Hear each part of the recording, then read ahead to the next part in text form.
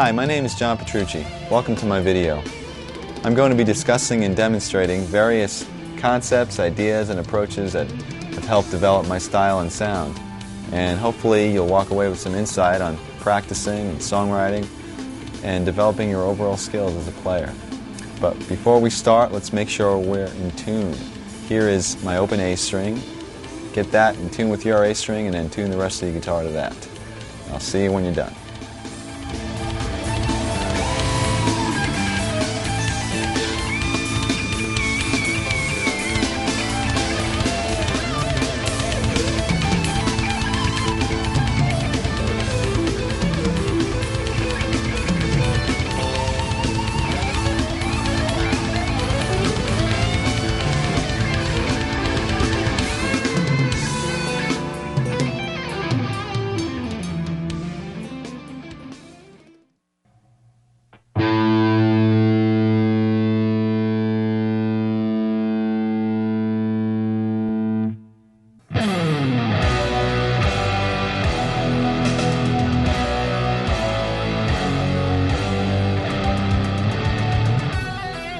Okay, I'd like to begin with some warm-up exercises, and we're going to start with a couple that don't involve the guitar at all. So put your guitar aside for a second.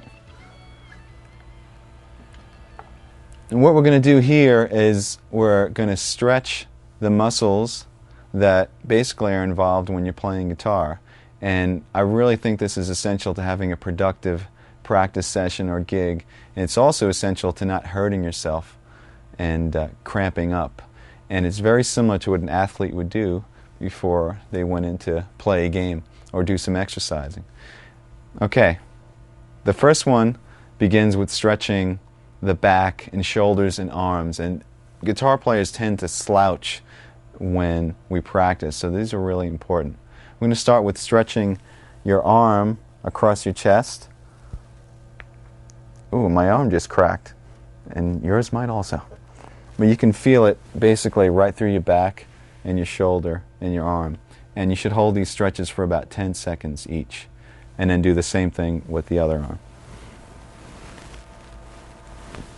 Then after that, you can pull your elbow up over your head like this. And you can feel that stretch right through here and in through your back. And then once you do that, you can repeat these exercises as many times as possible. You can move on to your wrists. And we're going to start with stretching this part of the wrist by pulling your hand gently towards you. Don't pull too hard. You don't want to hurt yourself. Just feel it sort of warmly burn through here. Hold that for 10 seconds. And then do the opposite this way. And you can feel that burn through here. Don't pull too hard and don't crack your knuckles. You're just trying to stretch the wrist. The last stretch is your thumb, and what you're going to do is gently pull your thumb towards your arm this way, and you can feel the muscle stretch throughout here. And then repeat the same procedure with the other hand, and you can do this as many times as you feel necessary. You should hold each stretch once again for 10 seconds each. Now let's move on to massages. Okay, basically, when we massage the muscle, we're stimulating blood flow, and this type of thing you can do in between exercises or during a practice session. I even do this during a gig. So let me show you the areas that might be sore or cramped up.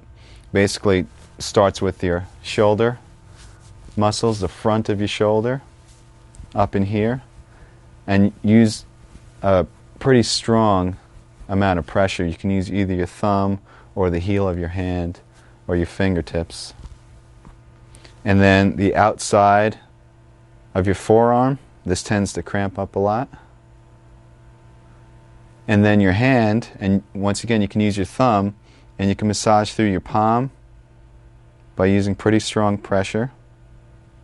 And you can also individually do your fingers like this, going all the way to the tips. And this is great, once again, in between exercises. It really helps to keep your hands limber and loose. And there are other simple things you can do by just like rubbing one hand with the next and whatnot. And these type of exercises between the stretching and massaging should get you prepared to actually play the instrument. And the great thing about these is that you don't have to be playing. This could be as you're walking into a session, or if you have a couple of minutes before you go on stage or whatever. And it should help you have a more productive practice or gig and also prevent injury, which is very important.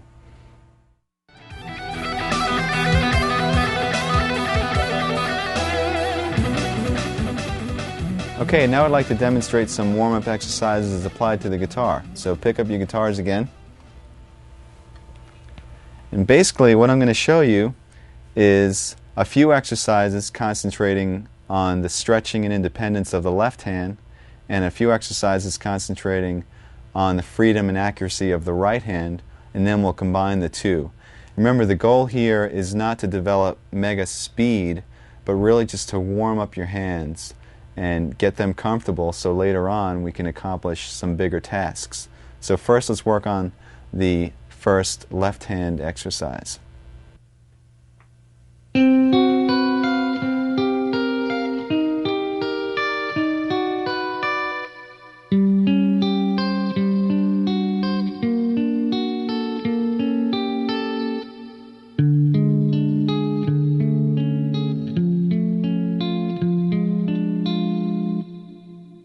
I suggest that you start this exercise higher up on the neck, because once we get into some stretches, it's going to be a little bit difficult as you go down low where the frets are bigger. And basically, your right hand isn't really that important right now. I was playing the notes separately. You can play them as chords if you'd like. You can play them without a pick. It really doesn't matter. We're concentrating on the left hand. Make sure that the notes ring out clearly, because what we're really working on is the stretching and independence of your left hand. Also use a pretty strong pressure. Now what's happening here is that I'm playing on 4 adjacent strings with a basic chord shape. It sounds pretty ugly. In fact, most of these chord shapes sound ugly, so turn your volume down when you practice. And then we're taking the 2 inside fingers, 2 and 3, and we're reversing them like this. Then we're taking your 2 outside fingers, 1 and 4, and reversing them. And then taking the 2 inside fingers and putting them back to their starting position. The next step is to just move up the chord shape to the next string group. So between the A and the B string, and repeat the same motion, and then move up to the last string group between the low E and the G string, and repeat the same 4 chords again.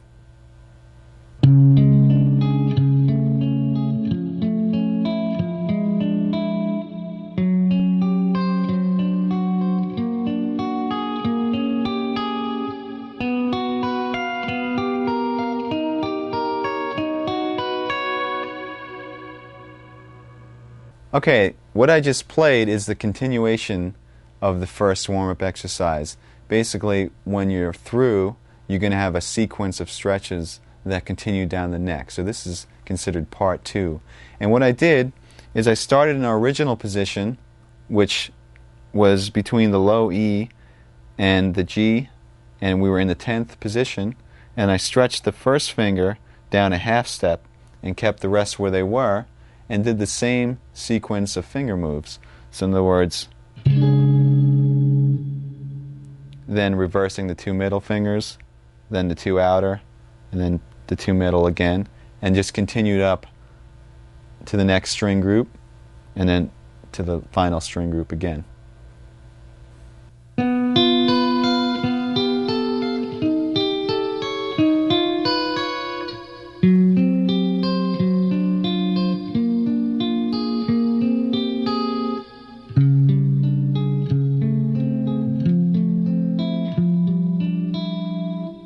Alright, that was part 3 of the exercise. And at the end of part 2, we ended up with this position between the first string groups.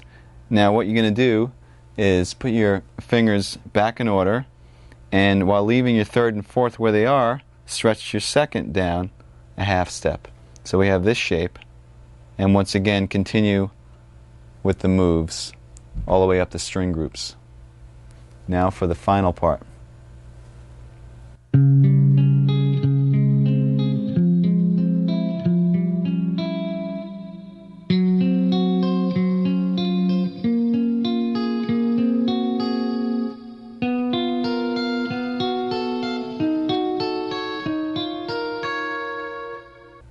Okay, that was the final part, and if you haven't guessed already, what we did is we moved our third finger down a half step while keeping the pinky where it was.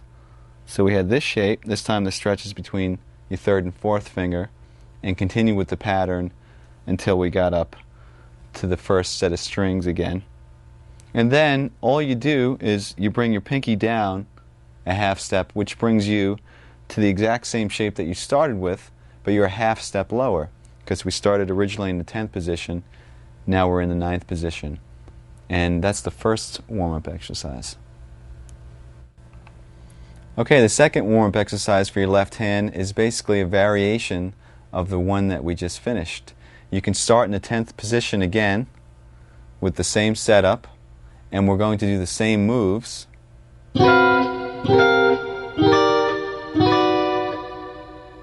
Except this time we're going to do some different stretches with the left hand. And by the way, you don't have to arpeggiate the notes. You can just strum the chords if you'd like.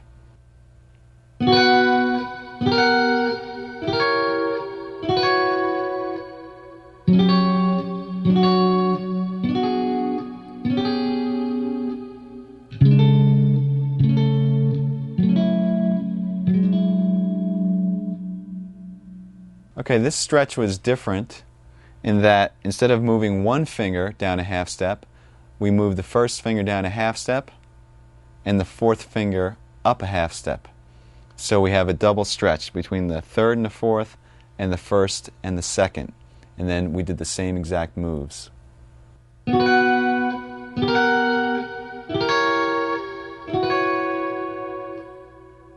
Okay, now we'll do the final variation on this exercise, and this involves yet a larger stretch. Here's how it goes.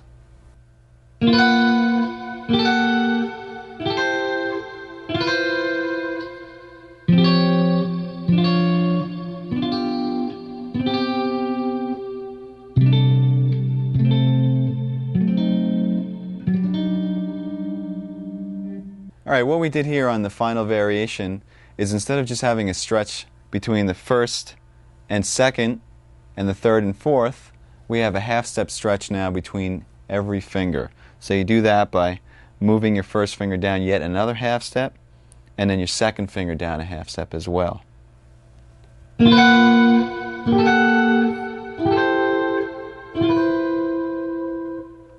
Remember when doing these exercises to make sure that the notes ring clearly, and see just how far down the neck you can go by moving downward by half steps.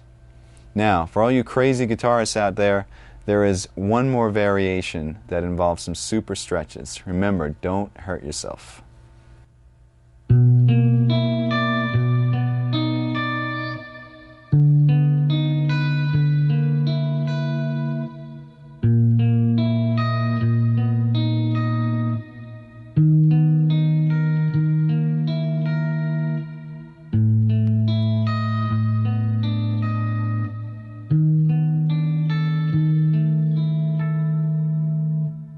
As you can see, I started out in a lower position, which made the final stretch a lot more difficult. Let me break it down for you now. With this exercise, instead of having all your fingers on adjacent strings, we start with the two middle fingers, 2 and 3, on the two middle strings, D and G, and your first and fourth fingers on the low and high E strings. And then you just continue with the same moves that we've been doing throughout.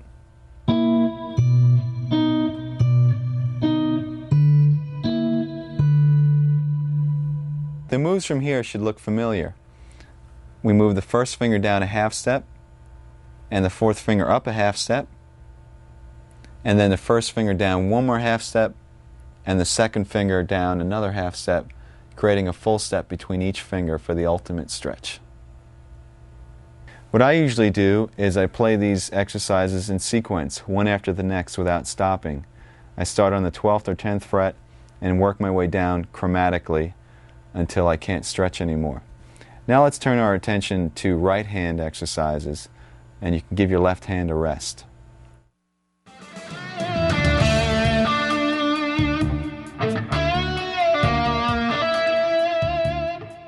The next exercise concentrates on the flow and precision of the right hand and has many variations. So let me demonstrate it in its basic form.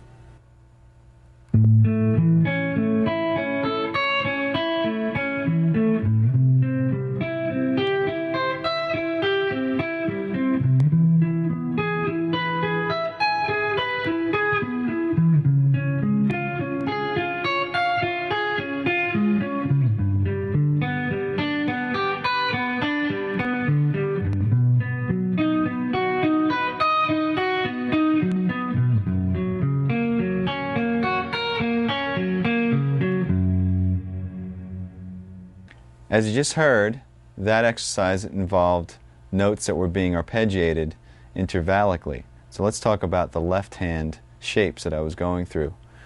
It's based off of a major bar chord form with an added third, except you're playing the notes separately.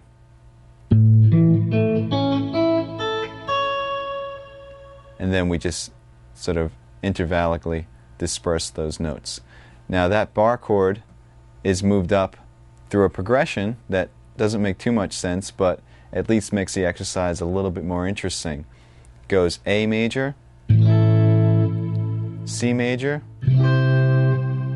E major, C sharp major, G major, B major, and F sharp major. Alright, now let me show you the pattern that we're doing throughout the chord or arpeggio. We're starting on the root, we're skipping a string, and going to the next note in the arpeggio. Then you're going to the second note of the arpeggio, in this case which is E, skipping a string again. Then to the third note of the arpeggio, the fourth. So we have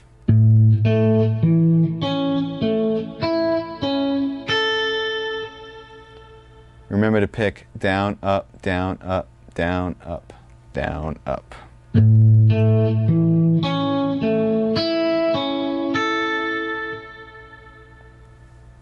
To descend, you start on the added third, which is C sharp on the E string, and skip down to the G string. Then up to the B and skip down to the D. Up to the G, skip to the A. Up to the D string and skip to the E.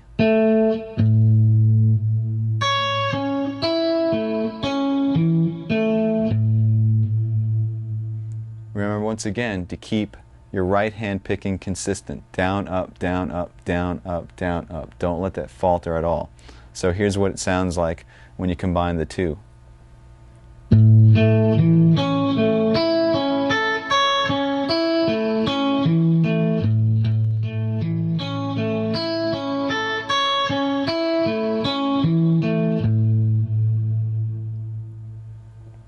And then from there, just go through the sequence of chords that I outlined earlier, and you have the entire exercise. Okay, now that you know the initial exercise, all the variations involve the right hand, and we're going to concentrate on our picking. First of all, instead of starting with a downstroke and using down, up, down, up, down, up, do the same exercise starting on an upstroke and consistently playing up, down, up, down, up, down throughout the entire exercise. That's going to look like this.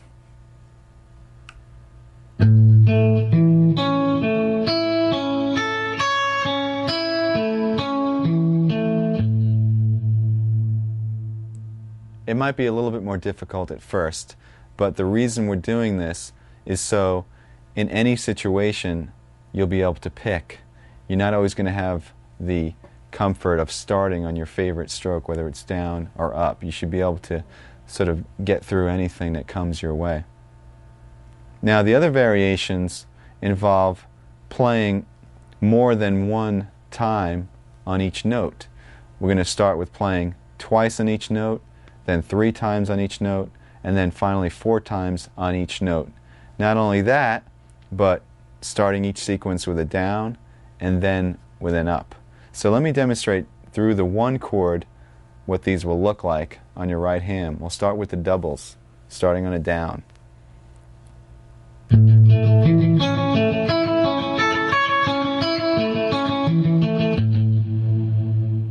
Then double starting with an up.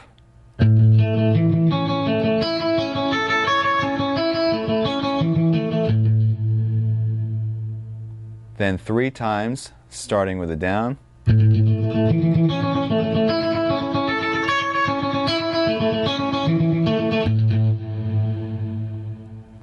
Three times starting with an up.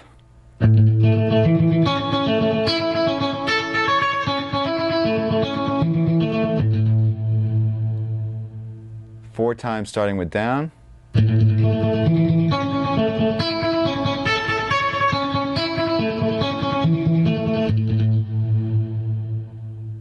And finally 4 times starting with an up stroke.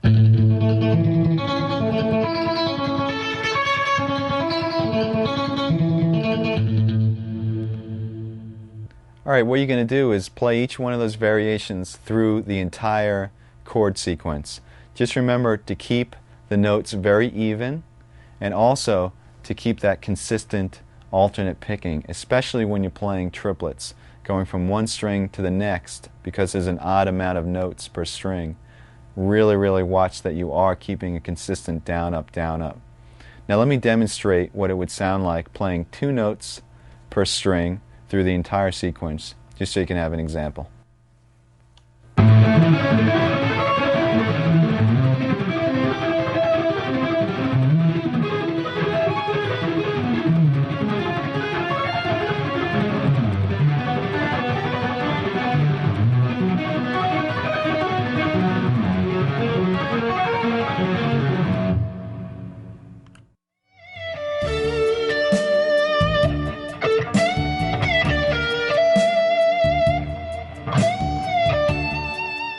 I basically have technique broken down into 4 categories. 1 is scalar or linear examples, 2 is arpeggiated examples, 3 is left hand or legato playing, and 4 is sweep picking. And what I do is I have files in a file cabinet, and I collect information from videos and books and lessons and whatever, and I file them according to topic. If it's an arpeggio thing that I learned from a magazine, I rip it out and stick it into the arpeggio section.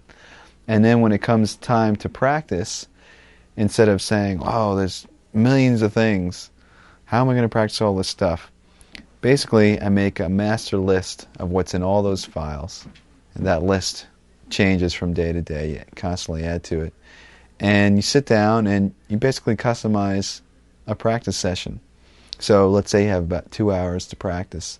I personally have 4 categories, so I'd pick one item from each one of those categories and practice that item for a half hour. Move on to the next, practice that for a half hour. And then by the time I'm done after 2 hours, I've covered the entire topic of technique.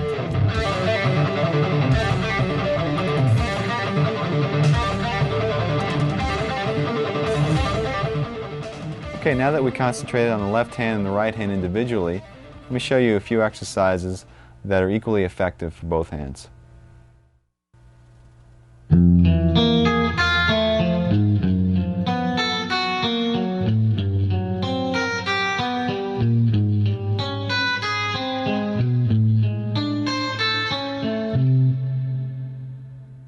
Okay, this exercise starts with your first finger on the low E string on the first fret in the first position, skips over the A string, goes with your second finger on the D string on the note E, and then your third finger on the G string on the note B flat, and your fourth finger on the high E string on the note A flat.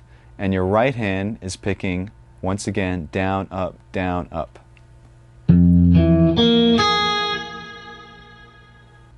Now the next step is to simply flip your hand, sort of like a mirror image. So your first finger is now on the high E, and your fourth finger is on the low E, and start from the high E and go down to low E with the picking, down, up, down, up. And combine the two.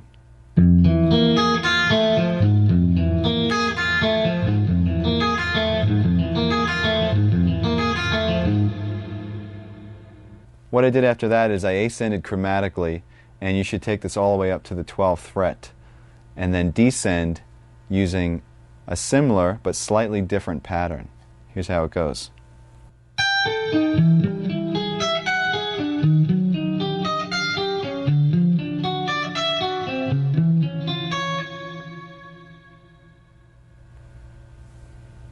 Okay, all I did there is instead of starting on the first finger and ascending 1, 2, 3, 4, we started on the pinky on the high E and descended 4, 3, 2, 1.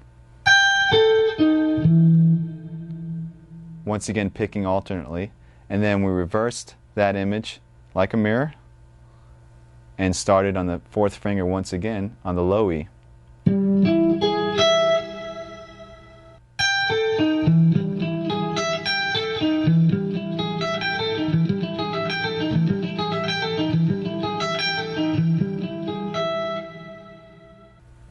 Alright, since this exercise involves alternate picking through string skips, make sure that your right hand picking is very accurate and that you keep your pick close to the strings so you don't hit the string that you're actually skipping.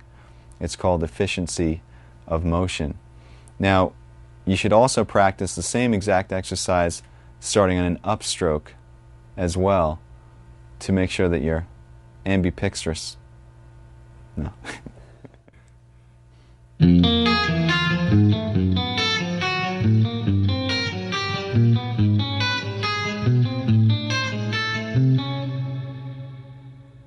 That was a slight variation on the exercise that we just did. Instead of playing the notes in order, 1, 2, 3, 4, I'm playing 1, 3, 4, 2, 1, 3, 4, 2. And the notes and skips are exactly the same. Make sure you keep the picking alternate. Let me show you now the descending version.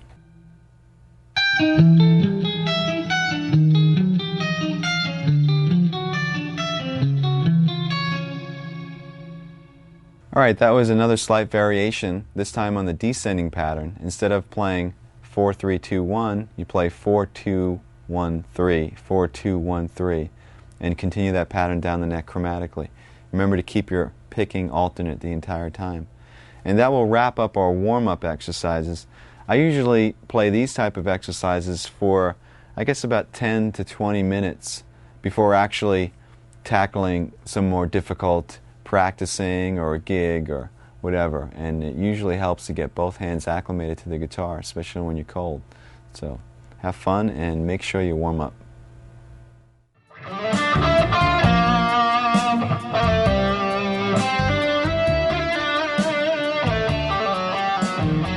In order to realize our creative visions, it's essential that we develop the craft of our instrument, which leads us to the area of technique. I'm going to show you a whole bunch of different exercises that concentrate on developing speed and accuracy. Now for me, the most effective tool for developing these areas is the metronome. Whether that metronome is a simple click or a drum machine or sequencer isn't important. The important thing is that there's a steady and even pulse. Now practicing and playing to a metronome will help you to play accurately at any speed and also show you how to subdivide the beat any which way that you want. Now the first exercise involves a very familiar looking shape. It's based off of an A major scale in the 4th position, 2 octaves. So let me show you that fingering first.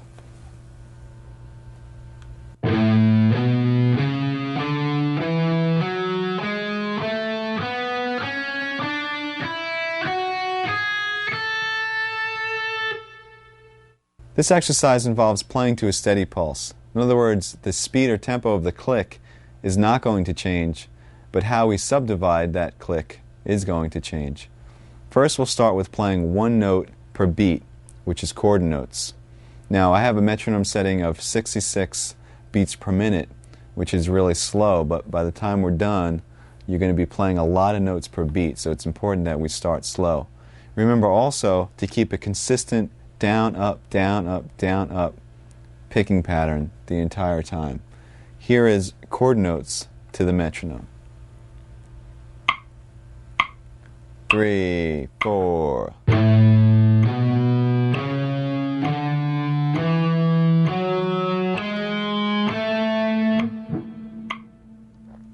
Now when you're playing this, remember, it might seem easy, but really concentrate getting even spacing between all those notes. It's actually more difficult when you have a lot of space in between the clicks. Now let me demonstrate eighth notes to the metronome. This would be 2 notes per beat. 3, 4.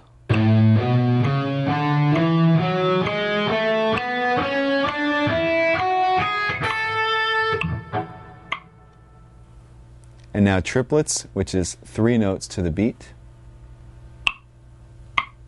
3, 4.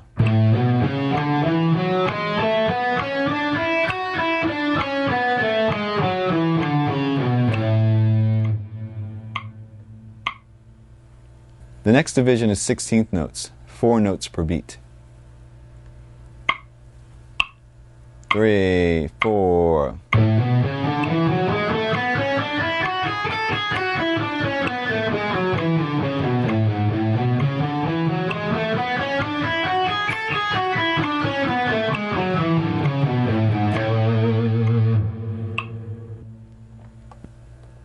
Now we're getting a bit faster. The next division is 6 notes per beat, or 16th note triplets.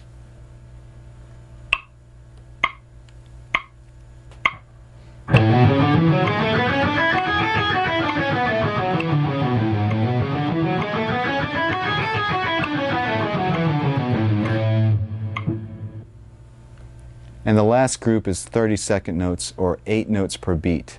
And this is going to be quite faster than what we started. But remember, the pulse didn't change at all. It's just the division of that pulse. 3, 4.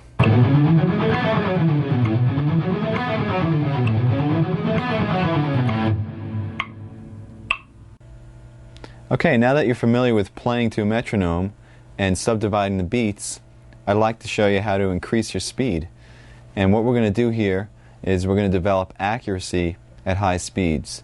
The basic concept is you start with a slow tempo on the metronome, play the exercise or example as many times until you've mastered it at that tempo, and then increase the metronome about 8 beats per minute, and then play the exercise over and over at that tempo, increase it, and so on until you get to your desired tempo. I'm going to demonstrate this with an exercise that uses chromatics, 4 fingers in a row, and they're played as 16th notes to the metronome. Let me show you the exercise first, then I'll show you how to develop the speed.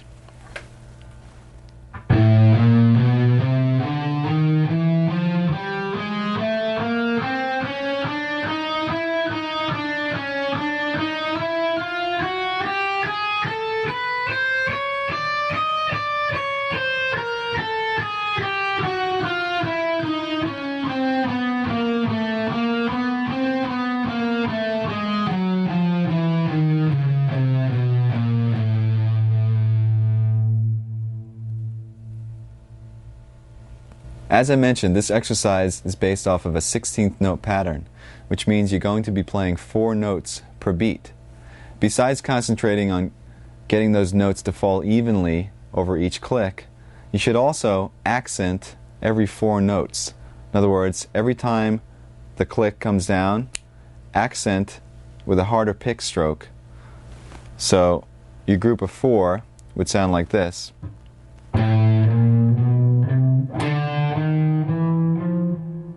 Etc., etc. And what this is going to enable you to do is when you get faster and faster, that accent will be your reference point. In other words, at a slow tempo, your accent might just sound like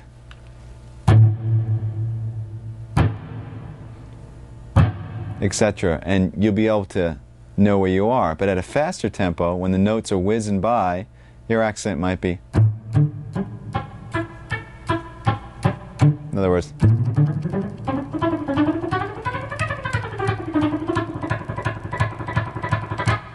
and that's how you know exactly where you are when you're playing at fast tempos.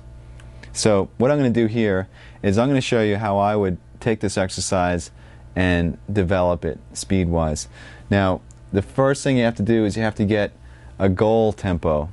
Let's say our goal tempo for today is 200 beats per minute. Now normally I would start this pretty low on the metronome, maybe about 100 or so, and it would take me quite a while to get to 200. But for the video's purpose, I'll start at about 120 and I'll increase it in larger increments than I would normally do, just to save some time. And what's going to happen is by the time I get to 200, hopefully not only should it be wailing, but it should also be clean. Another thing to keep in mind is your technique that you're using when you're playing slow should be the same technique that you use when you're playing fast. In other words, when you're playing slow, you're programming in your technique. So when you play fast, be consistent in your hand position and also in your left hand position, your right and left. Okay, here we go.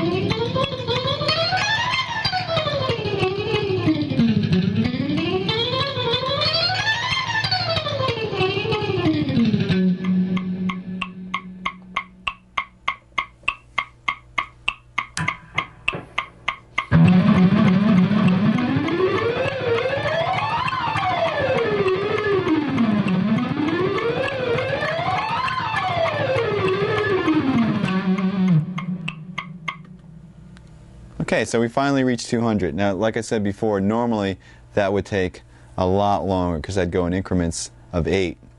Now, if you find at any point along that development that you just don't have it, it's not coming together, it's not clean, like I'm going up to 200. If 176, I felt like I was pushing it, it's a good idea to back the metronome down, go to a slower speed. So I was at 200, let's say that was difficult, I'll go back down to about 170.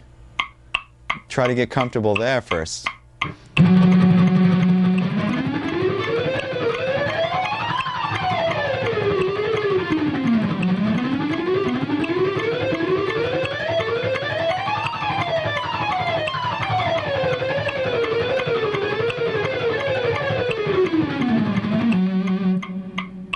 And then go back up to 200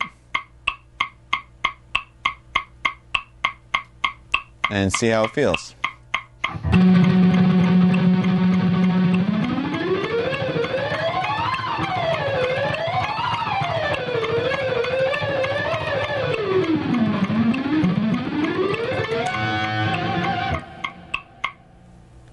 On a similar note, if you reach this desired speed that you're going to and you still want to push the envelope a little further, what you can do is, let's say you want to hit 208 now. Go past 208, go to like 216 and just kill yourself, and then go back to 208 and that tempo will feel a lot easier. Let's attempt that.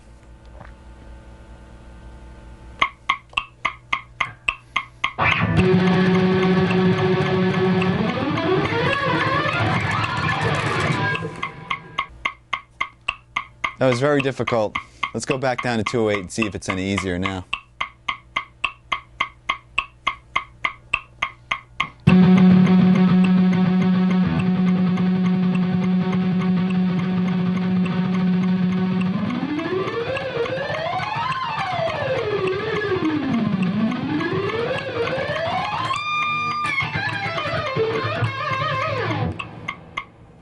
Okay, so it's pretty much there. So you get the idea about pushing the envelope and then going back. Just remember, make sure that you're clean and accurate. And remember to accent the notes as well.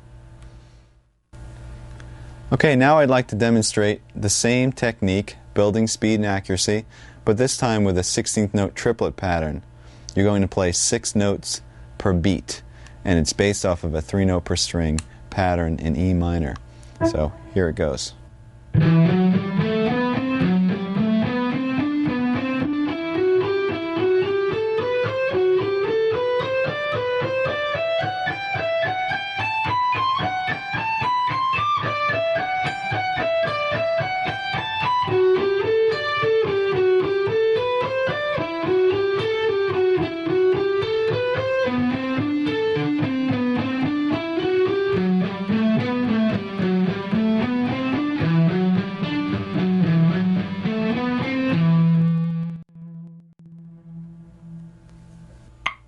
One, two, three, four.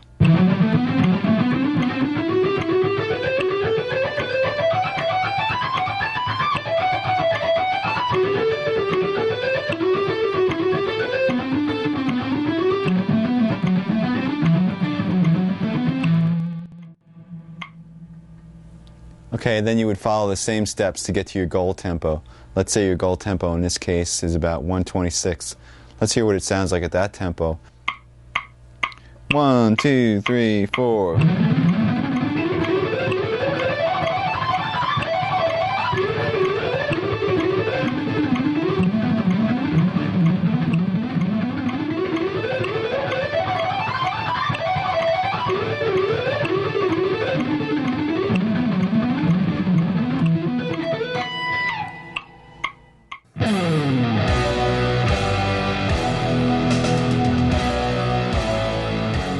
My first band experience technically was actually the first time I even picked up a guitar when I started again when I was 12. And these friends of mine, actually our ex-keyboard player, everybody would gather at his house because he had a piano. And I remember they were playing some Neil Young. They were playing Hey Hey My My. And they assigned me the little down, down, down, down, down. That was my part, and I sat there getting that. And I guess that was kind of a band experience.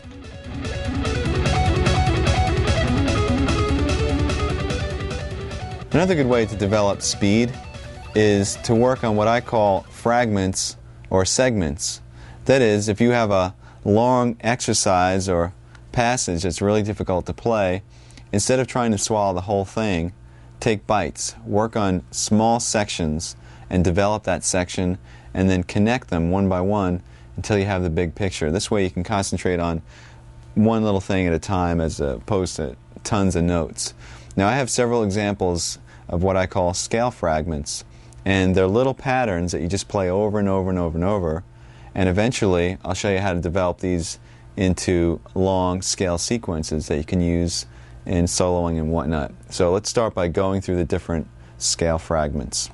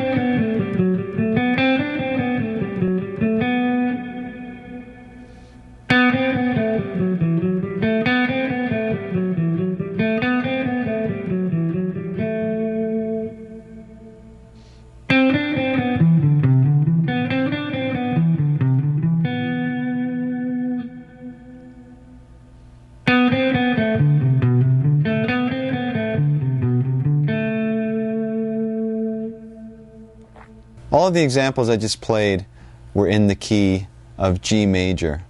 You can play these anywhere on the neck between any two strings. It doesn't really matter. You can practice them chromatically, meaning if you were playing this one, perhaps play it 4 times in each position and then move up a half step.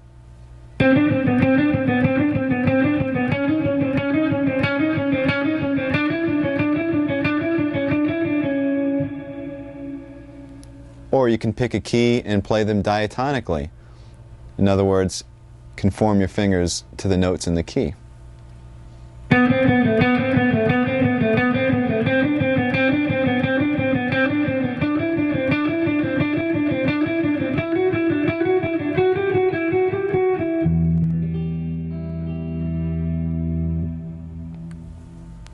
You can practice these scale fragments with the metronome, as we discussed, or there's a couple of other ways to develop speed. First way involves playing the exercise over and over and over, but starting in a slow tempo and gradually increasing the speed and then bringing it back down to a slow tempo. So you're almost like revving, you're playing. And as you do this, as you play faster, you can also vary the degree of dynamics that you pick with. You can pick harder or softer. It's a really good way to develop the speed. Here's an example.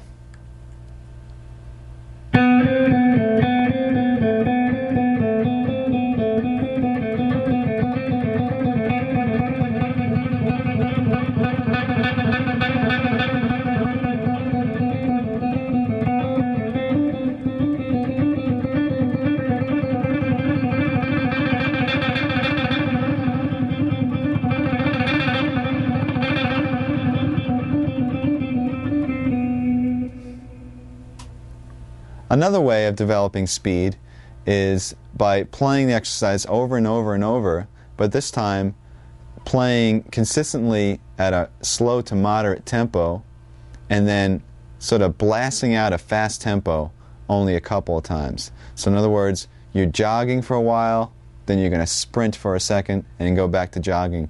This is a way to build stamina as well as speed. It sounds like this.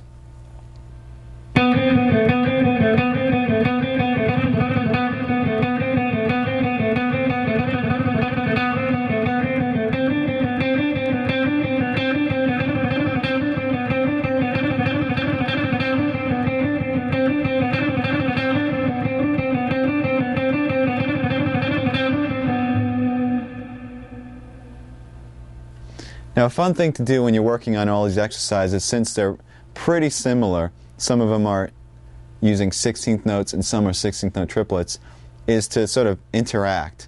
In other words, mix them together. Like you might have one that sounds like, which is what I've been playing for the last couple of seconds. And there was another one that went. There was also another one that went. Try combining some of these exercises randomly and use your imagination. It might sound something like this.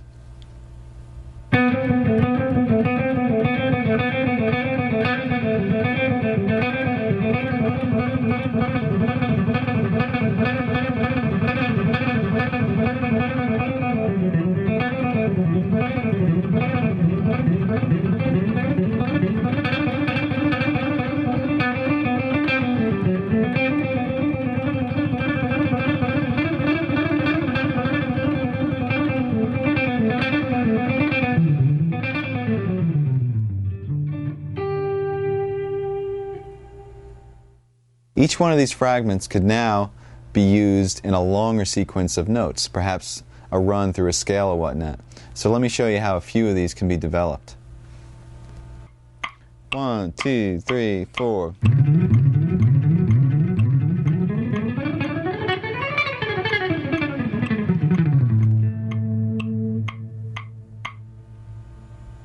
You should recognize the first part of that as the 3 note per string fragment that we did before.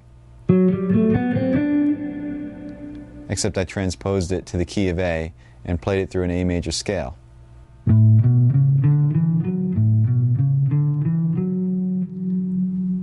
And the sequence consisted of playing that same pattern starting from each string.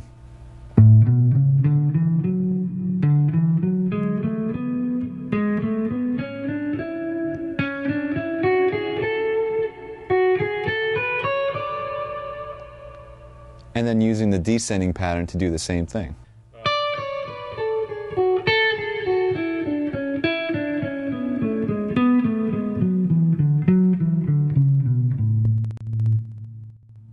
And you can play these patterns through the scales. You can change positions. You can play and repeat the sequence in any position as many times as you want. Just kind of mix it up. And that makes for a good run in a solo if you're trying to build some tension. I'll demonstrate that a little bit later. Let's move on to another long sequence of notes that's based off of another fragment.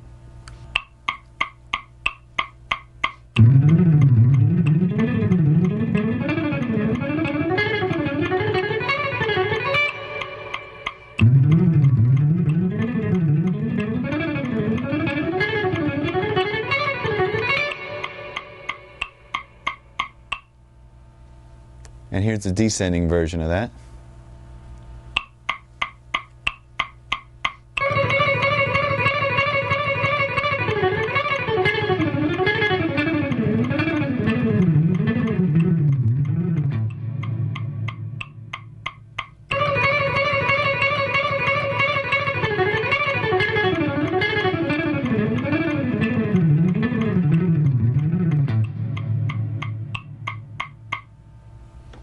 Okay, once again, hopefully you recognize the little fragments that originated these little runs. And descending, while it's fresh in our mind,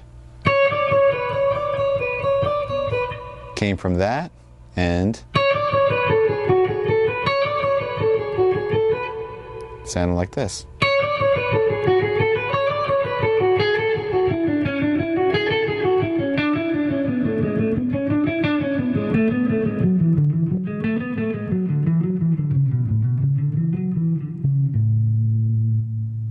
And ascending was pretty much the same thing, except starting on the first finger. It also has a little bit of the triplet in there. But we're just arranging the notes so that it works out to be a 16th note pattern.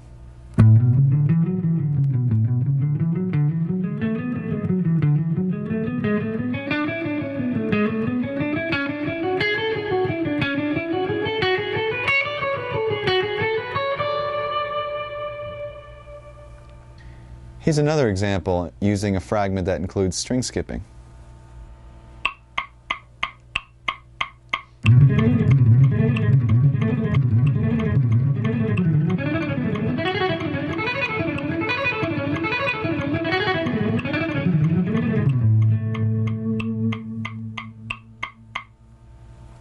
Now with this one, instead of moving up the neck, playing 3 notes per string, I stayed in the same position because it facilitates skipping strings without having to do any position changes. So instead of having to go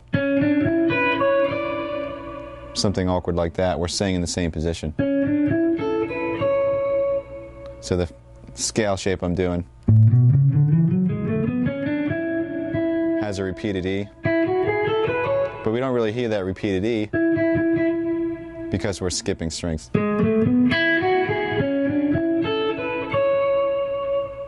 Here's the pattern slow.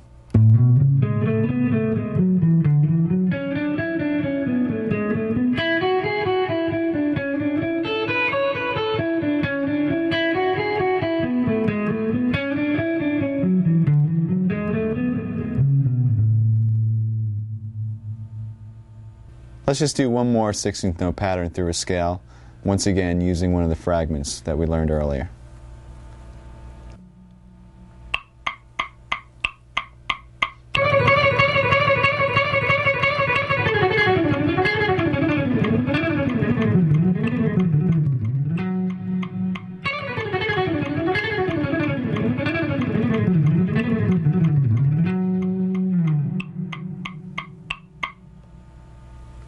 Here it is slow. See if you can recognize the fragments in this one.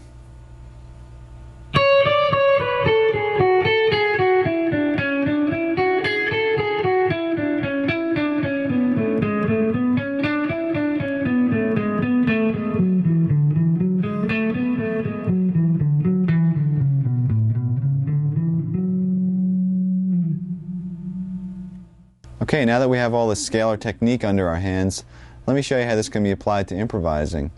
I'm going to solo over progression in D minor, basically using D Dorian and D minor scales, and I'm going to throw in a couple of these 16th note runs, and you can see the way it interacts with the melodies and whatnot. And once you get a taste of this, maybe you can try it in your own solos.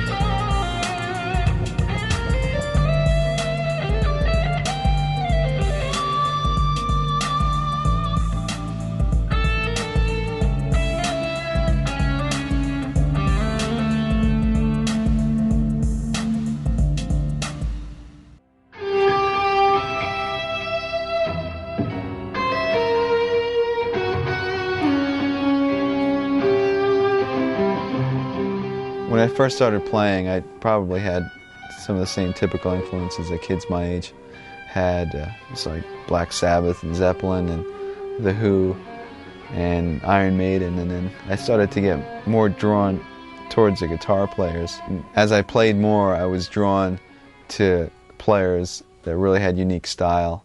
I was really into Rush and Alex Lifeson and Steve Howe with Yes, Randy Rhoads, and then I finally discovered Steve Morse, and my life changed. I heard The Bash for the first time, and I was just like, this is unreal. Got every Dregs album, and started getting into Steve and the Dregs, and Al Di Meola and Alan Holdsworth. I had a similar experience here in Stevie Ray Vaughan for the first time, like just blown away.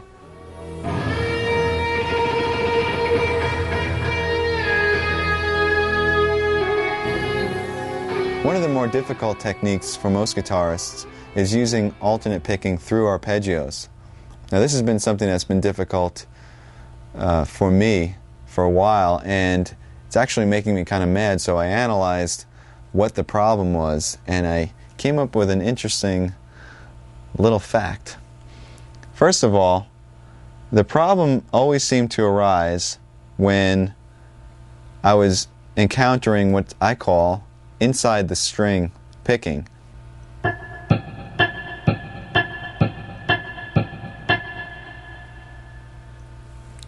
that to me is really difficult because it seems like your pick is kind of trapped in between these two strings, as opposed to playing on the outside of the strings like this, where it feels like you have a bit more freedom of motion. To experiment and see if this is a problem for you, I suggest playing two notes on adjacent strings, let's say A on the G string and D on the B string, and first try picking them starting with a downstroke and then with an upstroke. And let's see how that feels. Try it at various tempos, see how fast you can get it.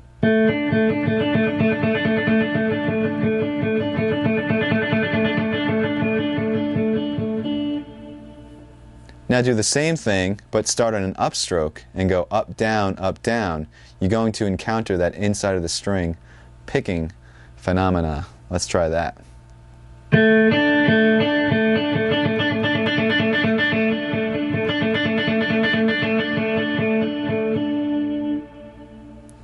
Now my right hand immediately starts to tense up as soon as I encounter that inside of the string technique, and I think it's because I feel like I'm sort of trapped and I have no range of motion. This is usually a problem for most guitar players. Some guys have this taken care of, and we'll have to shoot them all. But anyway, how do you practice this? How do you get around this? Well, very simply, you just practice the motion that you're having a problem with.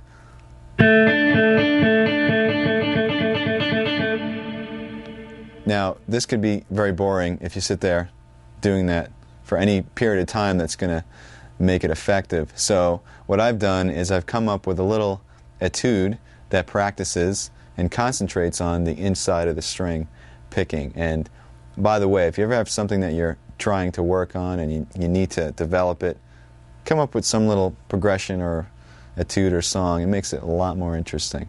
So let me demonstrate it for you now slow, and then I'll play it up to tempo.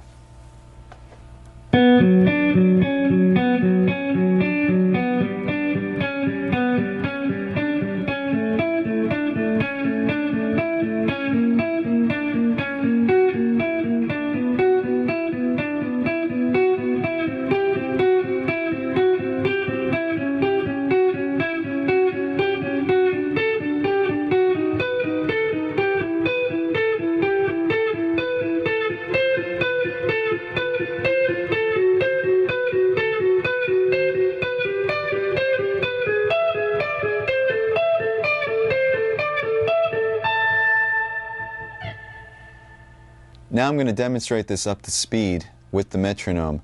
Make sure that the pick strokes are even and that you maintain, in this case, down, up, down, up, down, up, because we're starting on a higher string and going to a lower string, which once again makes us encounter this inside of the string technique. So here we go.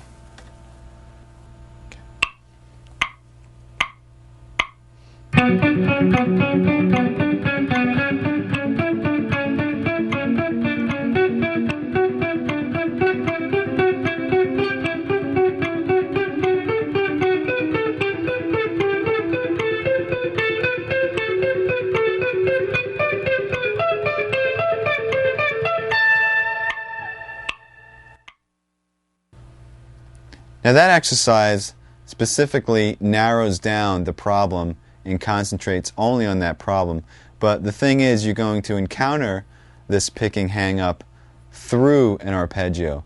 In other words, some part of the arpeggio you'll have no problem playing, and other parts you might have this inside of the string thing. Let me demonstrate on a major arpeggio. If I play G major in the 7th position, I have down, up, down, up. Now the initial down, up isn't a problem. Either is the next down. But it's when you go to the D on the G string, you have the inside of the string picking down, up. So in order to play that quickly, you're going to have to overcome that little problem right there.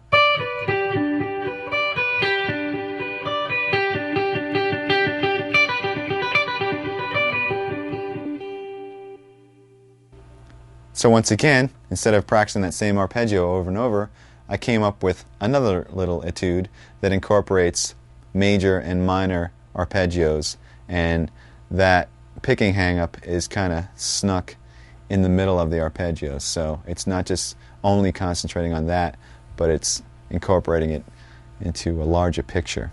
Here it is slow.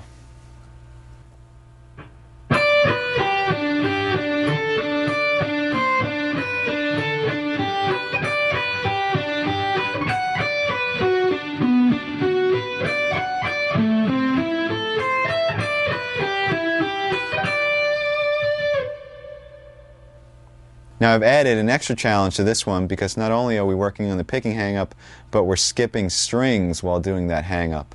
Let me show you where that happens.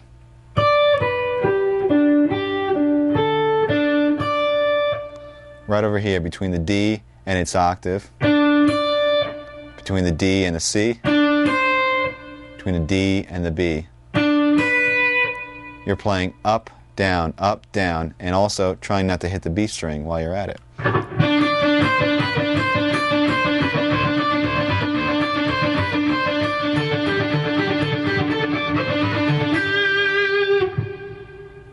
Here it is up to tempo.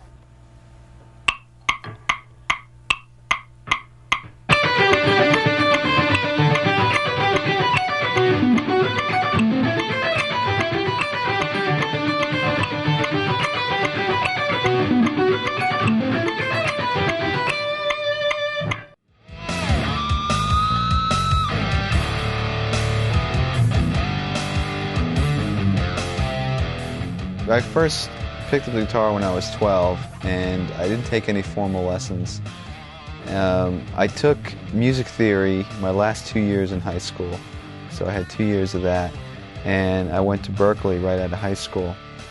A couple of times I had some scattered lessons before Berkeley. I took a few lessons to try to prepare myself, and I remember going to group classes with a friend of mine, but I never really took any formal continuous lessons. By the time I went to Berkeley, I had been working on technique and chops and stuff like that, and I had a couple of years of classical music theory. So when I came into Berkeley, all the things like arranging and sight singing and harmony and a jazz perspective, I had no clue. So I remember taking the placement and just getting in like level 1 of everything and starting from scratch. And I think that most I learned there was in harmony and about chord structure and progressions, and also how to continue to learn, because that was one of the things that I kind of picked up on, is that there's such a resource out there, whether you're going to school or not. I mean, it's great to go to school because you have the discipline of going every day, but there's just so many resources out there. And the students that really applied themselves, whether it was to the library, the listening rooms, or attending recitals, they really excelled. And the ones that just kind of sat there and thought it was all going to come to them eventually weren't there anymore.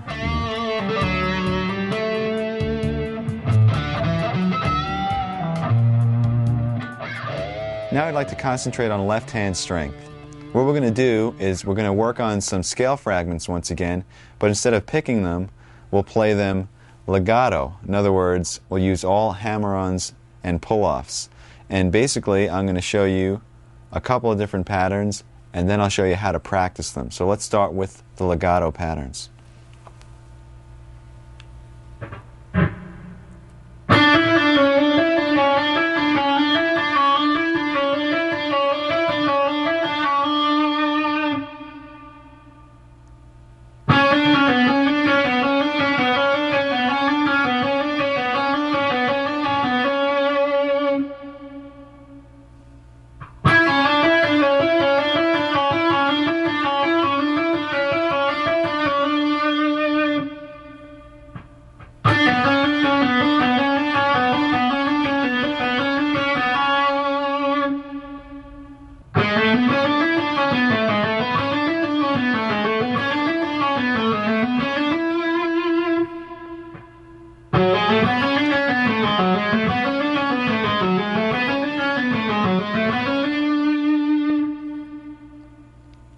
Okay, this is how we're going to practice these. You're going to play each pattern to a watch this time for a minute each. If you feel like you need more, you can do each for 2 minutes or 3 if you'd like. The idea is to not stop. Do one exercise into the next, a minute each. And you can play them at varying speeds. Just make sure that the notes are clean and that you're using complete legato technique. Now, with the last couple, notice I did pick, except I only picked when I was ascending from the D string to the G. Happened right over here.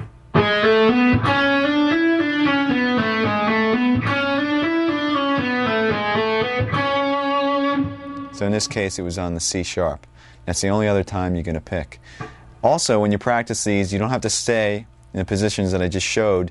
You can practice them on any string. You could stretch your fingers out. You can play them in any position, in any key, diatonically or chromatically. Let me demonstrate a little bit. Remember, 1 minute each without stopping.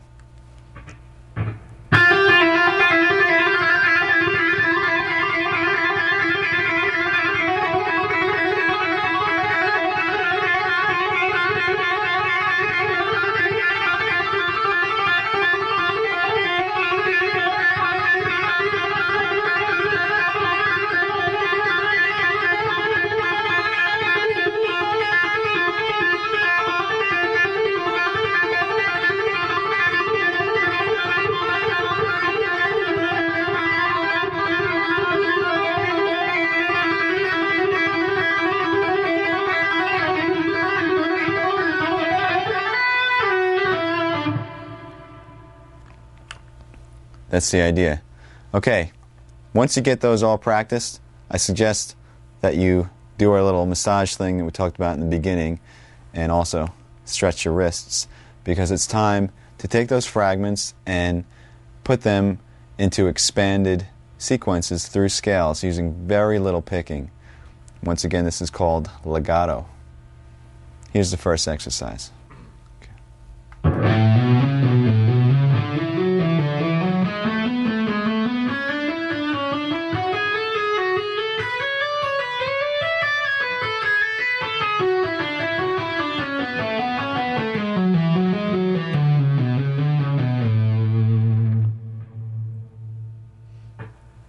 Okay, basically what I did is I took one of the fragments, the one that went like this, and also another one that went like this, and combined them ascending through an A major scale.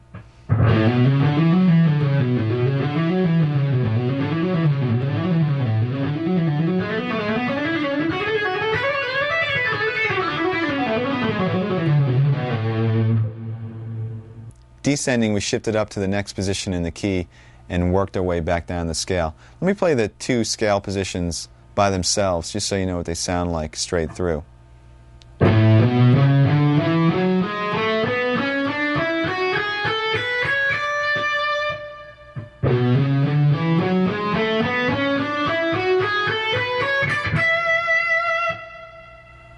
And you can practice that sequence between any two positions in any key, or even using nonsense patterns, just shifting up by half steps, maybe something like this.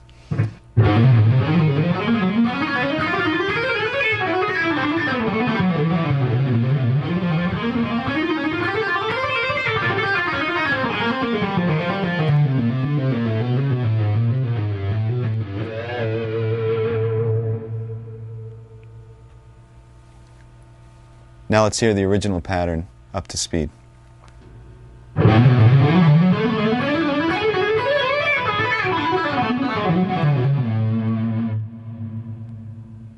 Here's one more legato example. This one is in the key of E minor, and it shifts positions quite a number of times.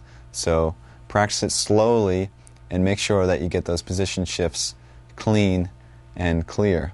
This also involves some right hand tapping. Here it is slow.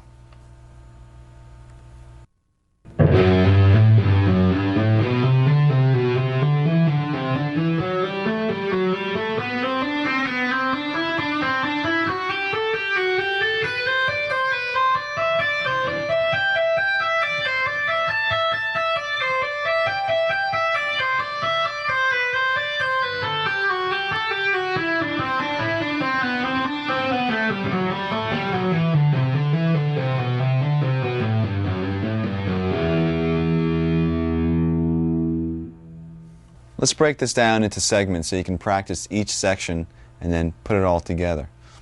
It's basically ascending in 3 octaves, and the pattern repeats. Here it is.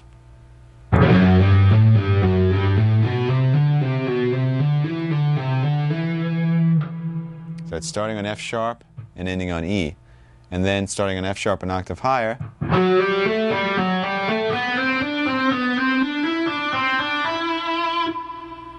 the exact same thing, and then 1 octave higher, starting on the B string,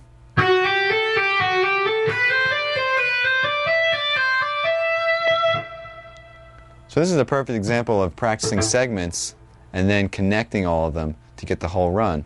Because you might just want to practice each octave at a time.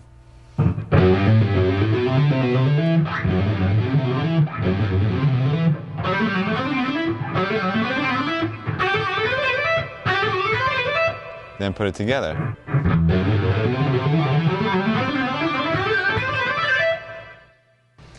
When you get to the top, you're tapping the G on the high E string, and it's basically a double tap.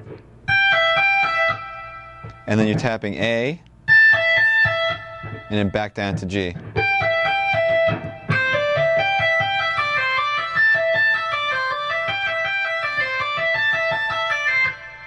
So you could practice that small fragment a few times and get that under your fingers.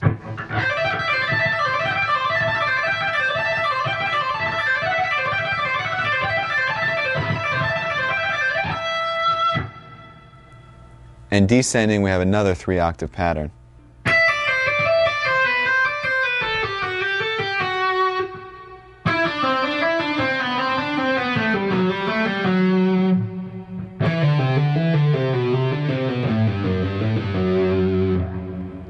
So you can practice each one of them as a fragment, just master that octave.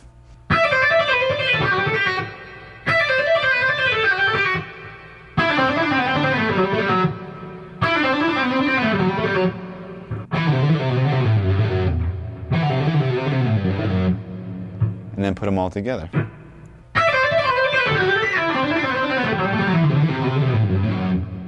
Now I'm going to play the whole thing, ascending and descending up to tempo.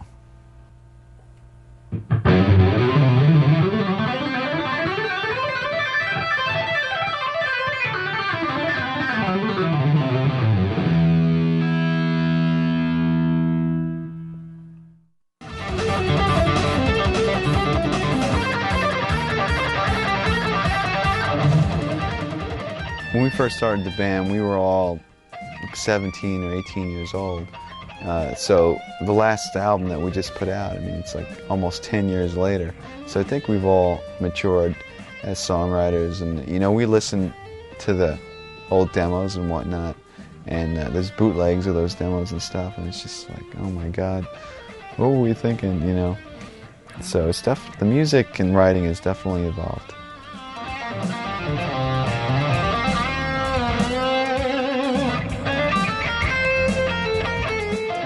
To wrap up the topic of technique, I'd like to introduce a different style of picking other than alternate.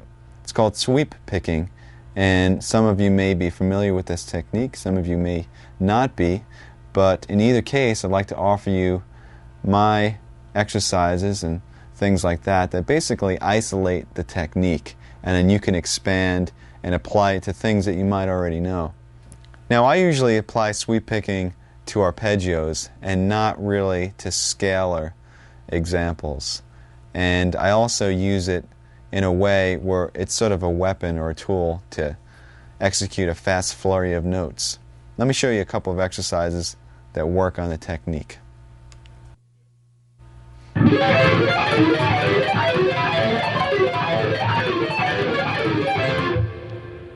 Alright, there's two things to keep in mind when working on this exercise. One of them is to separate the notes of the left hand. In other words, you're not playing chords, but you're separating the notes and playing arpeggios.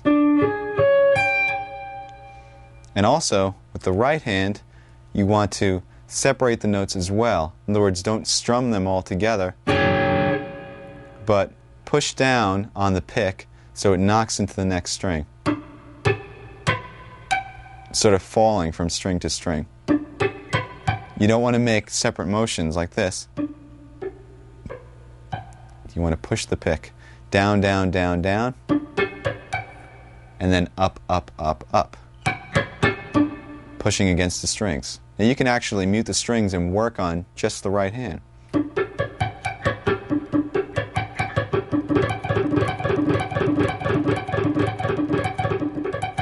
You don't want it to sound like this. You want the separation. The left-hand pattern is very similar to some of the warm-up exercises we were doing. It involves 4-finger mirror type shapes. It starts 1, 2, 3, 4. then reverse, and go 1, 2, 3, 4 again, starting on the high E. Move up a half step, and play 4, 3, 2, 1 from the D to the E string. Do the mirror image, and play 4, 3, 2, 1 from the E to the D.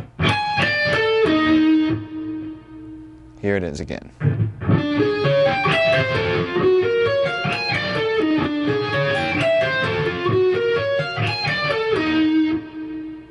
And then simply move it up, continuing in half steps.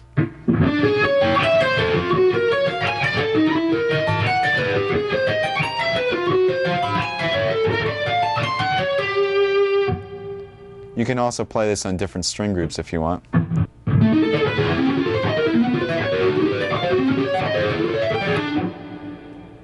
Okay, just as a fun variation, you can take this technique and just mutate the notes of the left hand, and I came up with, once again, another etude using the sweeping technique. It goes like this.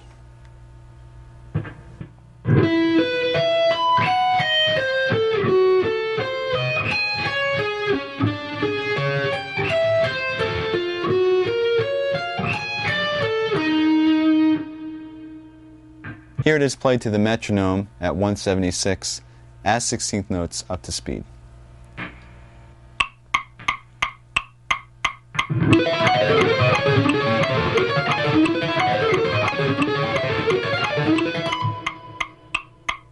To break this down, we're using the exact same pattern as the exercise. In other words, 4 notes ascending and 4 notes descending, and then doing the same thing starting on the pinky, except I just changed the notes. We start on E, and we're playing a power chord, E, and then the 5th B, and then we're doubling that, E and B. And for the reverse, we're playing an A diminished 7th chord, starting on F sharp and descending to A. F sharp, E flat, C, and A. Then we're going down a minor third, and we're doing an F sharp diminished 7th. So we have F sharp, A, C natural, and E flat, which is actually the same thing as an A diminished 7th in another inversion. And for the reverse, we're playing a D flat power chord, which is D flat and the 5th A flat. But we're starting on the A flat and descending.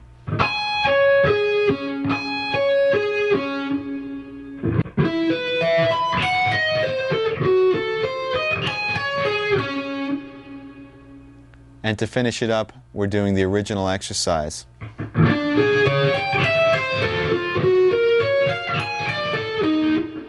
Which ends us up on E flat, a half step away, to start over again.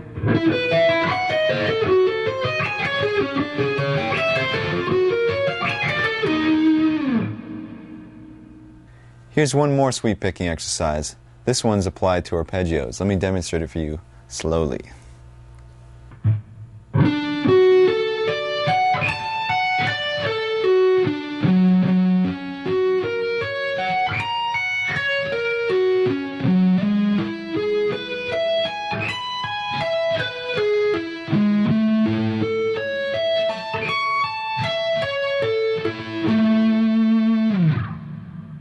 This pattern is based off a major arpeggio, so let's go through the different arpeggios and the chords that they come from. First one is D, coming from this chord fingering, with an added 5th, A.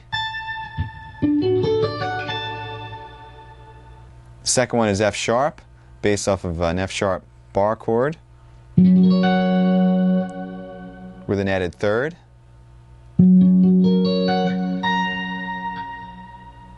The next one is E major, based off of this chord form,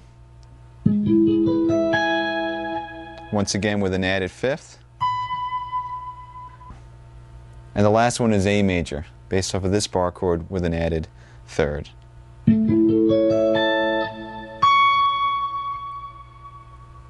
Starting with D, the picking goes down, down, down, down, down. When you get to the A, that's when you're going to reverse and play an upstroke and pull off to the F sharp. And and then the rest of the arpeggio is descending using all upstrokes. Remember to separate the notes. You're not playing a chord. When you get to the next arpeggio, F sharp, you're still continuing with an up. In fact, you can almost consider it the third of the D arpeggio. So you're kind of finishing up the D arpeggio. Because after that, we're going to repeat the F sharp and start with a downstroke and outline the F sharp major arpeggio. Down, down, down, down, down, down, and then up on the A sharp. Pull off to the F sharp and continue all consecutive upstrokes to finish off the arpeggio.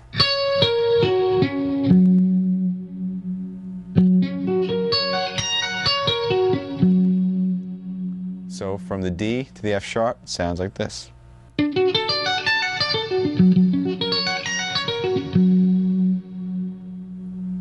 Then we're going to move up to G sharp, which is the third of E, and basically we're going to follow the same exact pattern. So starting with a down, reverse at the top where the fifth is, do a pull off and come back down using all ups. Repeat the third of the chord, which is G sharp, and then move up a half step and play the A major arpeggio the same way. And that's it. Here it is up to tempo.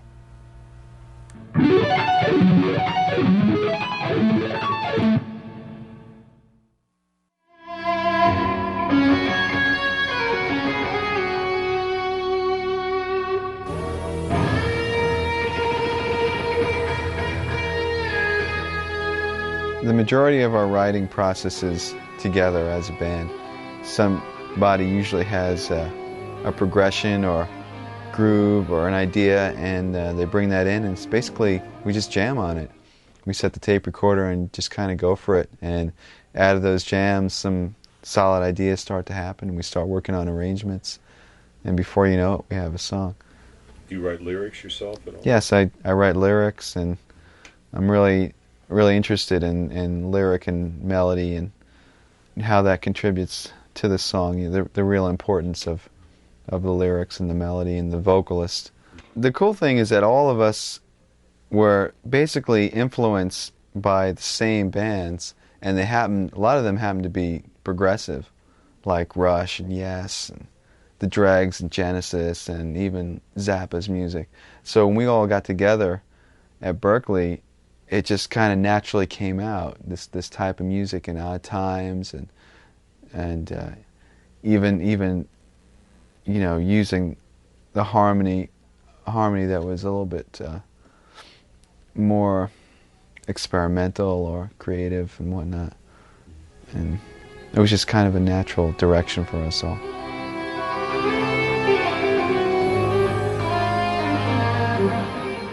We've been focusing in a lot on developing techniques for soloing and chop building, but let's switch gears now and concentrate on building your chord vocabulary. What we're going to do is we're going to take the ever-faithful power chord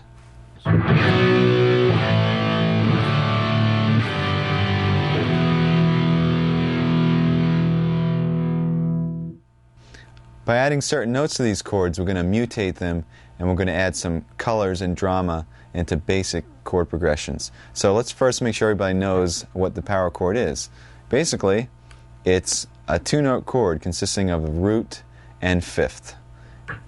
For example, a B power chord would consist of B and the fifth F sharp. Now you could expand and you can double the B, or you can put the fifth in the bass, which makes the chord sound even heavier, so the F sharp will be below the B.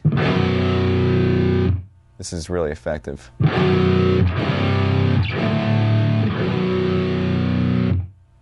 And one other type that's not really a typical power chord, but it's a progressive power chord. You take the root, the fifth, and you add the ninth on top. It sounds like this.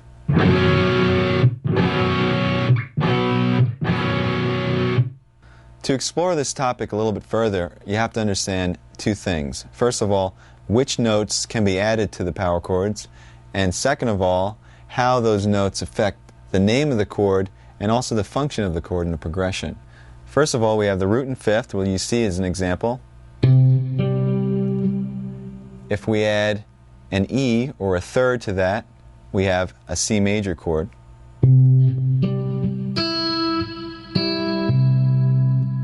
If we add an E flat to that, which is a minor third, we have a C minor chord.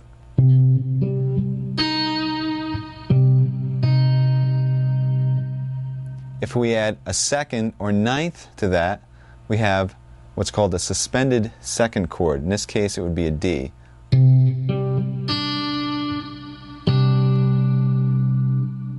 If we add a fourth to that, we have what's called a suspended fourth.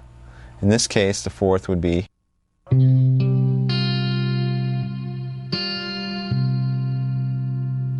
All of those chords added one note to the power chord and drastically changed the sound. Now let's go through some chords that add two notes.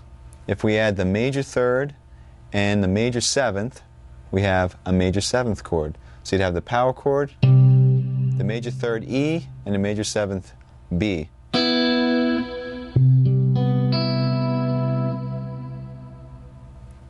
If we add the minor third and a flat seventh, we have a minor seventh chord. In this case, it would be an E flat and a B flat added to the power chord.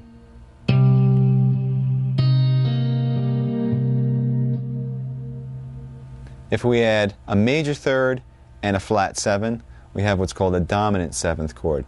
In this case, E is a major third, B flat is a flat seventh added to the power chord.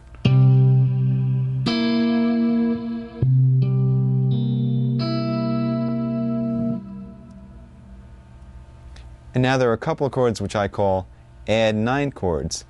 What they are major and minor chords. So we're going to have a major and minor third added, and on top of that, the ninth as well.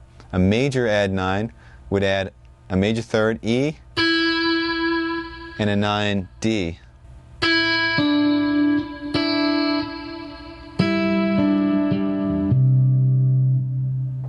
A minor add nine would add the flat third, E flat, and the ninth, D.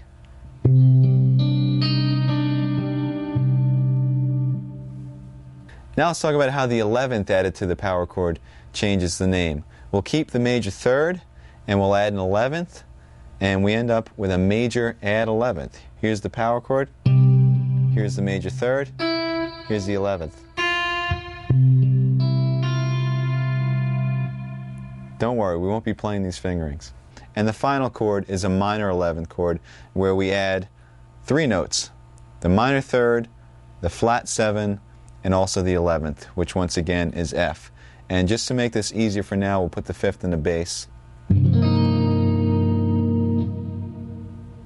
Now what this new information allows us to do is to take a simple chord progression that you wrote, maybe you have a great melody going, and develop the sound of the chords to add some spice. Let's say the chord progression we have is all power chords A, F to G. Very, very typical.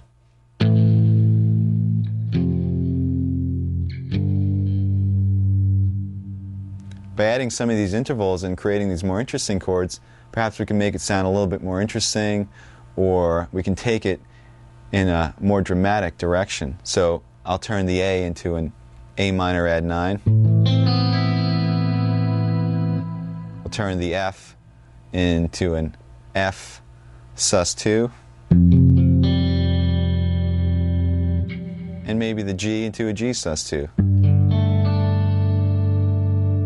So what started out as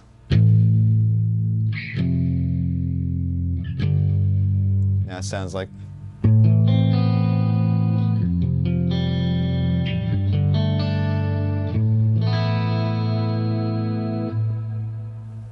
that's the basic picture. Now, unfortunately, when you're trying to play this stuff loud and heavy, it's going to sound pretty bad because of the dissonance of the intervals. I know you don't want to hear this, but I'll demonstrate.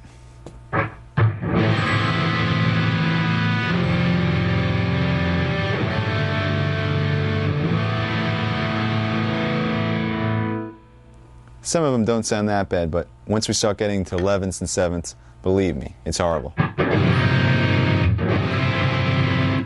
People will cringe. So here's where orchestration comes into play. What we're going to do is we're going to divide the part up into two separate parts. And you can do this when you're recording, or you can do it in a band. If you have a bass and guitar, you can divide the parts up. Or if you have two guitar players or guitar and keyboards. The concept is one guy plays the power chord, or the root and the fifth, and the other guy plays the added tension. Sometimes it's either one note, sometimes it's two, sometimes it's three. So I have a couple of examples that demonstrate how, in our case, open strings added to power chords will create some interesting sounds. So let's go through the different chords we can create, and then we'll make a little song out of it.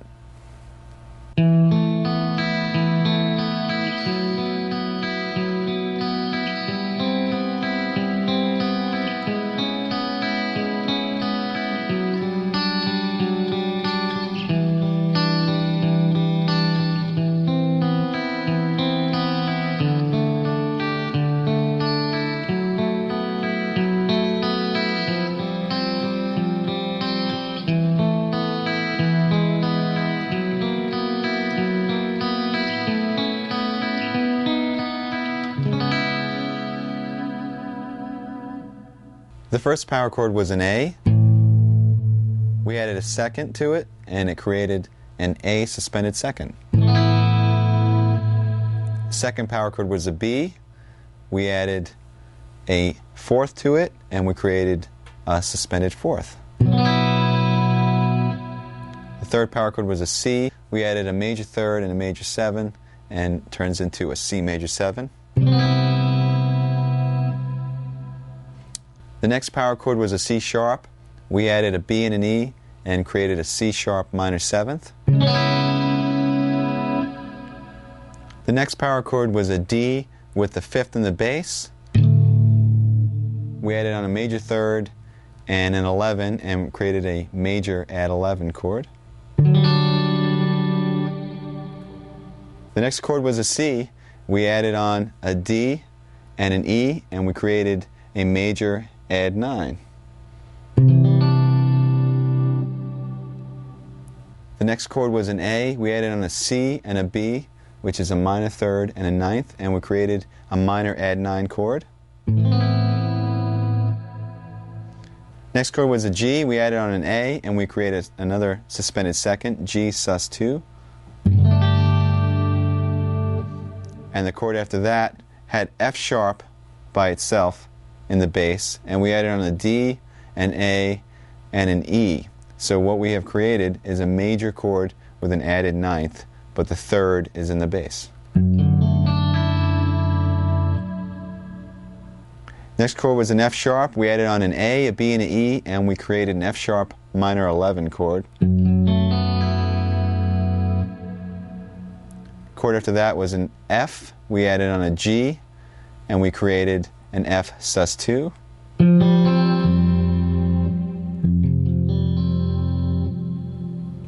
After that we had an E, and first we made an E suspended fourth by adding on the fourth A, and then we made an E major by adding on the third G sharp. So we had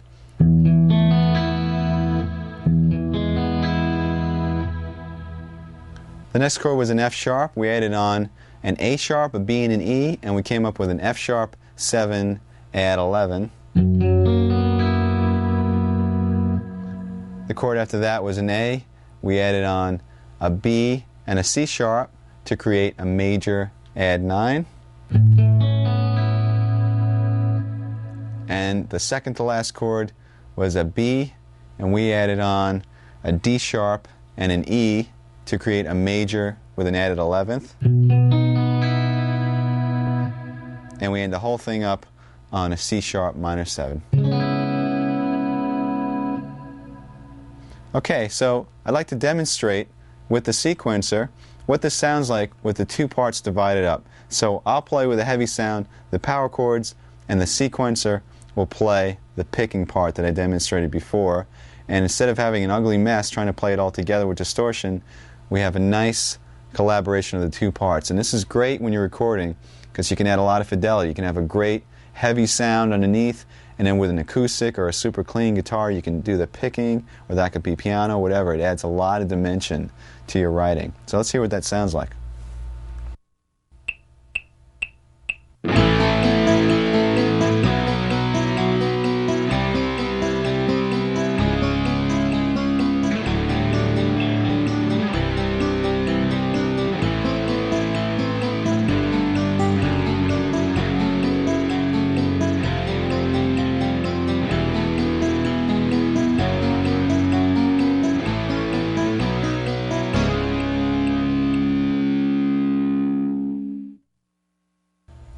As you can see, our power chord has come a pretty long way. We started with some really basic nonsense, and we came up with some pretty cool sounding chords. Now, granted, the progression that I created for that exercise really doesn't make too much sense. So let me show you a little song that incorporates a lot of those chords and is more like a piece of music. I mean, you can use it for background to a vocal part, or it could be backing up a solo or whatnot, but it uses basic power chords that I'll be playing, and the sequencer will be playing the second guitar part.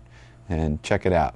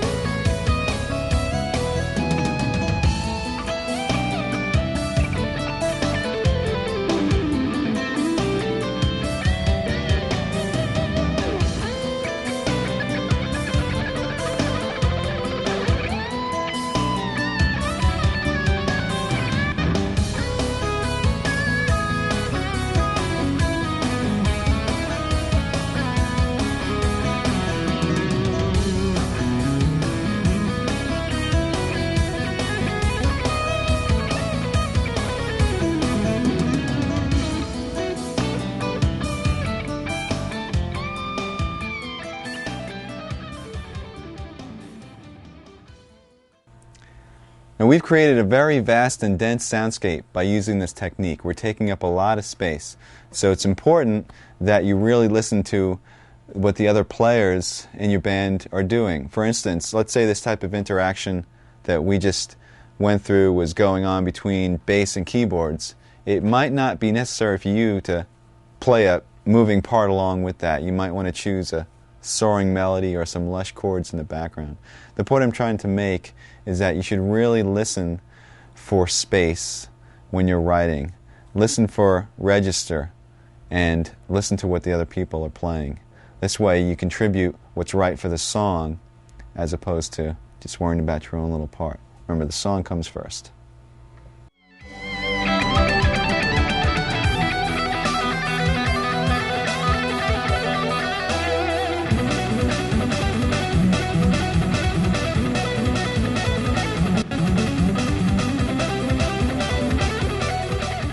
Yes, it is. This is my full-blown live setup, and I guess we should start with the guitars. These are the guitars I have on the road. They're all custom Ibanez guitars made of basswood, and as you can see, the paint jobs on 4 of them are really similar, and these paint jobs are by Dan Lawrence, who does some custom work for Ibanez. And basically, I have 2 7-strings. This one is sort of a prototype, and this is a main one that I use. And 3 6-strings on the road. There's string gauge is 9 through 46, and the low B on this 7-string is a 56, and they're Diodario strings. And the pickups are DiMarzio. As you can see, each guitar is the same setup, just 2 humbuckers, and they're all direct mounted into the body. There's no middle pickup at all, and the knob placement is so that my hands don't sort of knock into anything. Like on a Strat, you might have a problem with your pinky or whatnot. And these pickups were custom designed by Steve Blucher for DiMarzio. And basically one of the interesting things about these, as you can see on all the other guitars, is there's one 3-way toggle switch. And the cool thing is that in the middle position, you have the center 2 coils on, but they're still hum canceling. It gives a really sweet sort of scooped sound for clean passages, particularly. And the frets are 6100, and it's a rosewood fretboard. This is my live setup. This rack was custom designed by Mark Snyder, and basically you got 4 Mesa Boogie cabinets. They're Celestion Vintage 30 speakers in those cabinets.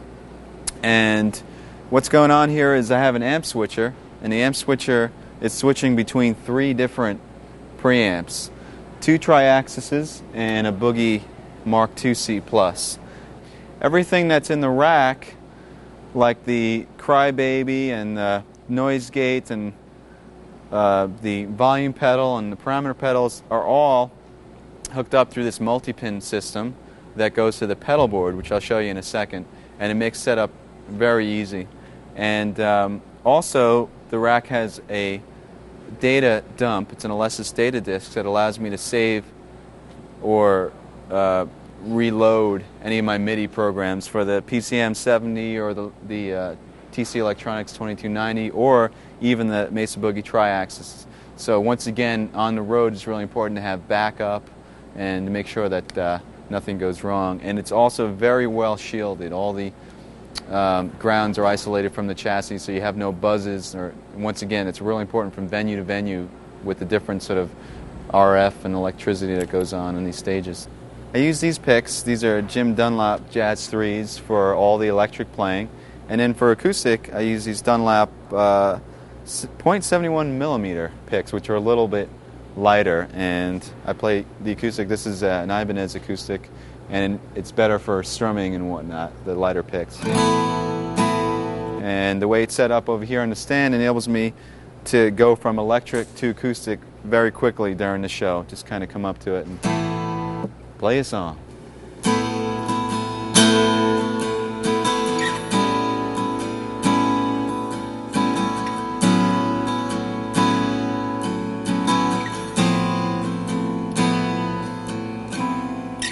Okay, this is the pedal board that I use live, and this was custom designed by Mark Snyder. Once again, as you can see, here's the other end of the multi-pin that's coming in, and basically that has all your connections for the tuner and the Mesa Boogie Abacus pedal board, parameter pedal, a volume pedal, and a wah pedal, and that includes all the AC. Just one cable right to the rack and to the pedal board. And this is how I change my patches. Basically, each patch is designed so all your effects and amp switching and whatnot happens just with the press of one button. The cool thing about this rig is that it's very versatile. So not only do I have different patches for different sounds, let me demonstrate. You have a clean sound setting, different types of clean sound settings, like some with some cool delays.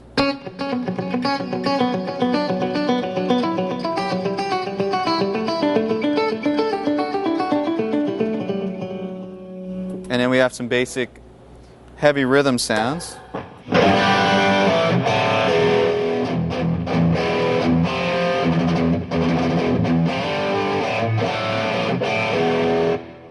some other rhythm sounds with different choruses and whatnot.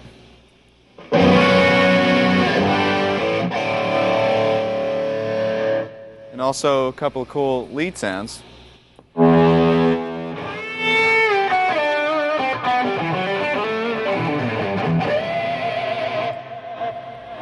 One of the cool aspects about this pedal board is the real-time control over the parameters. In other words, I can control the parameters of the tri-axis to shape the sound as I'm playing, or I can control the effects parameters to maybe add some more delay or take delay out or reverbs or whatnot.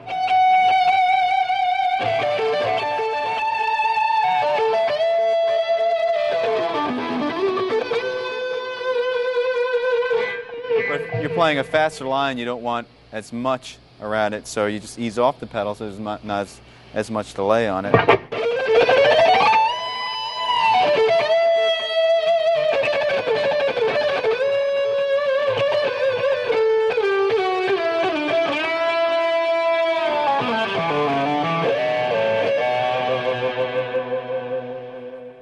So you have full control over what you're playing. Well, there you have it. We covered a lot of ground in this video, and there's a lot of information to swallow. Just take your time and go through section by section and really try to get the most out of it. The best is to apply what you learn as well. I hope this has been inspiring and that you can use some of these ideas and approaches in your own playing and writing. And I had a great time doing this video. I hope to see you on tour. Bye-bye.